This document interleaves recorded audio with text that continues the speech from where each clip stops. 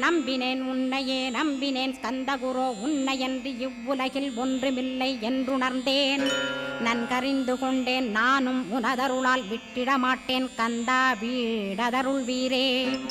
நடுநற்றித்தானத்து நான் உனை தியானிப்பேன் பிரம்ம மந்திரத்தை போதித்து வந்திடுவாய். சுழுமுனை மார்க்கமாய் ஜோதியைக் காட்டிடுவாய் சிவயோகியாக எனச் செய்திடும் குருநாதா.